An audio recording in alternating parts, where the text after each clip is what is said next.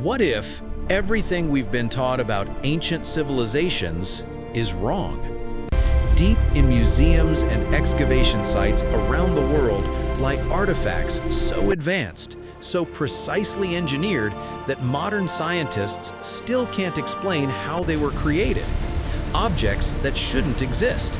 Mechanisms that predate the technology needed to build them by thousands of years.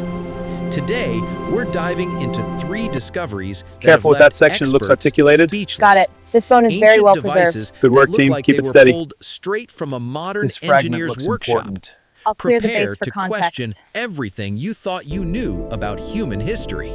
Our first discovery was found at the bottom of the Mediterranean Sea, buried in a shipwreck for over 2,000 years. When divers first pulled it from the depths in 1901, they had no idea they were holding what scientists would later call the world's first computer. This is the Antikythera mechanism, and it should not exist. In October 1900, Greek sponge divers were forced off course by a violent storm. When they dove near the small island of Antikythera, they discovered something extraordinary. A Roman shipwreck from around 60 BCE filled with bronze statues, pottery, and jewelry. But among the treasures was something else, a lump of corroded bronze and wood, barely recognizable. For decades, it sat in a museum storage room, ignored and forgotten. Then, in 1951, a British scientist named Derek de Solla Price began examining the fragments under X-ray. What he discovered would shock the scientific community. Hidden inside the corrosion were dozens of precisely cut bronze gears fitted together in a complex astronomical calculator of unprecedented sophistication. The Antikythera mechanism contains at least 30 meshing bronze gears arranged in a system so intricate that it rivals the complexity of 18th century clockwork. Yet it was built around 100 BCE, over 1,800 years earlier. But here's where it gets truly bizarre. This device could predict solar eclipses, track the movements of the moon, sun, and planets, calculate the timing of the ancient Olympic Games. It even accounted for the irregular orbit of the moon using an epicyclic gearing system, a mathematical concept that wasn't supposed to be discovered until the Middle Ages. The precision of the gear teeth is staggering. We're talking about tolerances that would require machining tools that, according to mainstream archaeology, didn't exist for another millennium. Modern scientists have built replicas using ancient tools. The results? Possible, but incredibly difficult. Some gears have teeth measuring less than a millimeter. Creating this would require master craftsmen with skills that have been lost to history. So, who built it? And perhaps more importantly, why is this the only one we've ever found? If ancient Greeks possessed the knowledge to build something this advanced, where are the prototypes? Where are the earlier, cruder versions? Where are the instruction manuals? Some researchers believe the Antikythera mechanism wasn't the first of its kind. It was likely one of many. Ancient texts mentioned spheres created by the mathematician Archimedes that could predict celestial movements. But if these devices were common, why haven't we found more? The most troubling explanation: we did find them. But when ancient bronze was discovered, it was almost always melted down and repurposed. The Antikythera mechanism survived only because it was lost at sea. Which means we may have destroyed countless artifacts of equal or greater sophistication, never knowing what we had. The Antikythera mechanism proves that ancient civilizations possessed knowledge far beyond what we give them credit for. But our next discovery takes things even further. Because what was found in Baghdad suggests that ancient peoples may have understood electricity over 1,800 years before Alessandro Volta invented the battery. In 1936, German archaeologist Wilhelm Koenig was cataloging artifacts at the National Museum of Iraq when he noticed something strange. A clay jar, roughly 5 inches tall, dated to around 250 BCE. Inside was a copper cylinder sealed with asphalt. Running through the center was an iron rod, carefully insulated from the copper by the asphalt seal. Koenig recognized the design immediately. It was identical in structure to a modern galvanic cell, a battery. Let's be clear about what this object is. You have a copper cylinder, which serves as the cathode, an iron rod, which serves as the anode. An acidic electrolyte solution, likely vinegar or wine, would have filled the space between them, and asphalt to seal it and prevent the metals from touching. This is not speculation. This is exactly how you build a basic battery. In 1940, engineer Willard Gray built a replica using the same materials. When filled with grape juice, it produced approximately 1.1 volts of electricity. Not enough to power a light bulb, but enough for electroplating, coating objects with a thin layer of gold or silver. And here's the kicker. Ancient texts describe a technique for gilding objects that matches perfectly with electroplating. What archaeologists dismissed as myth or primitive alchemy might have been accurate descriptions of electrical processes. Of course, mainstream archaeology has pushed back hard against this interpretation. Critics argue that just because the jar could function as a battery doesn't mean it was used as one.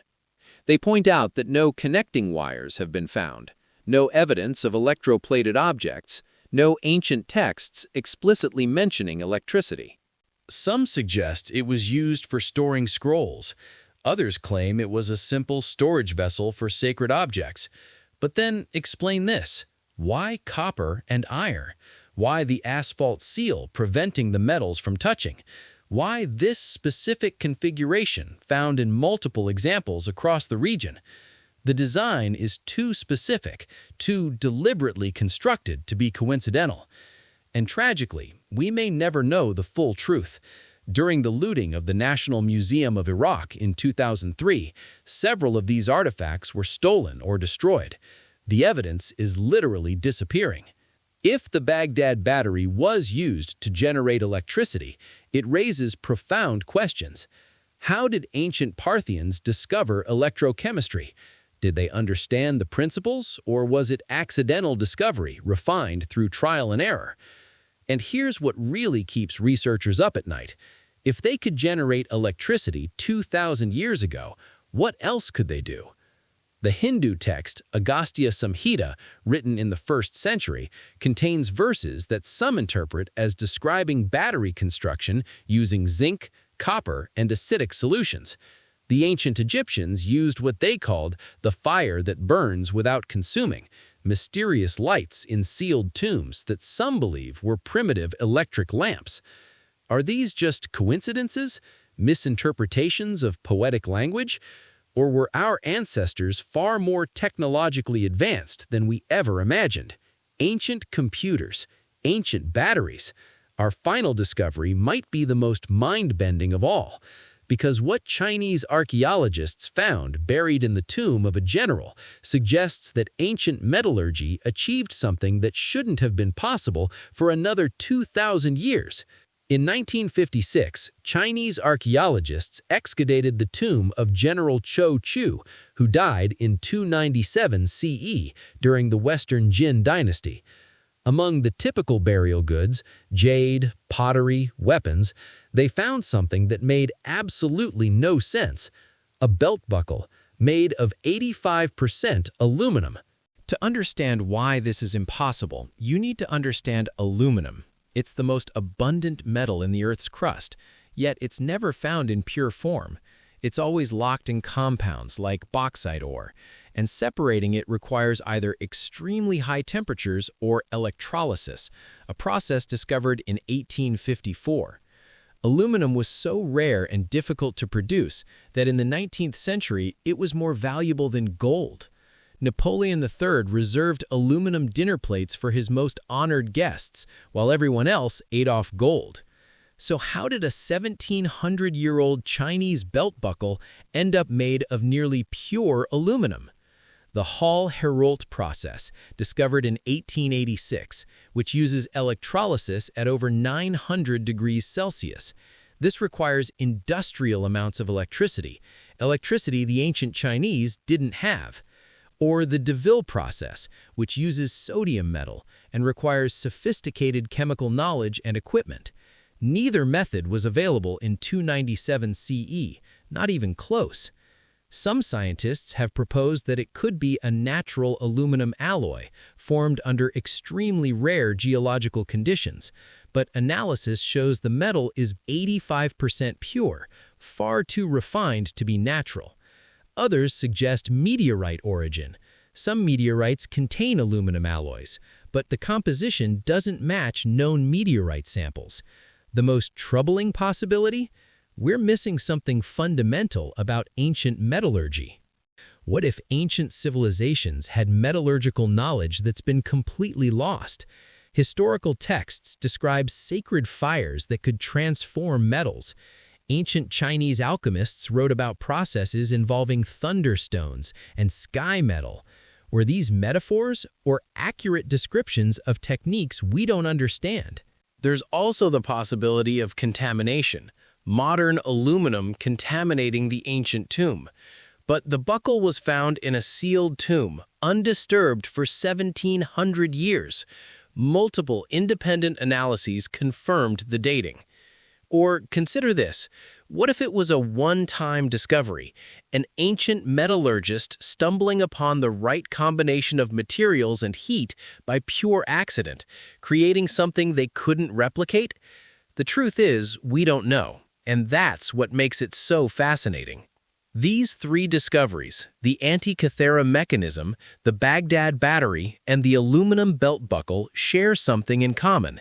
They're all out of place, out of time. They represent technology that shouldn't exist when and where they were created. And they force us to confront an uncomfortable truth. Our understanding of ancient history might be woefully incomplete.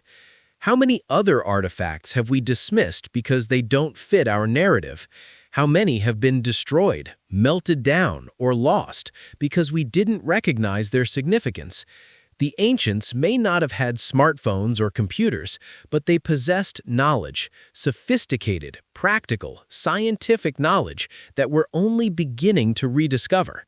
Perhaps it's time we stop underestimating our ancestors, because the evidence suggests they were far more capable, far more innovative than we ever gave them credit for. The next time you see an ancient artifact in a museum, look closer. Behind the dust and corrosion might be technology that challenges everything we think we know about human history. What do you think? Were these objects the product of lost knowledge, ancient genius, or is there an explanation we haven't considered yet? Let us know in the comments below. And if you enjoyed this investigation into history's mysteries, make sure to subscribe and hit that notification bell. We're uncovering the truth behind the unexplained, one discovery at a time. Until next time, keep questioning, keep exploring, and never stop seeking the truth.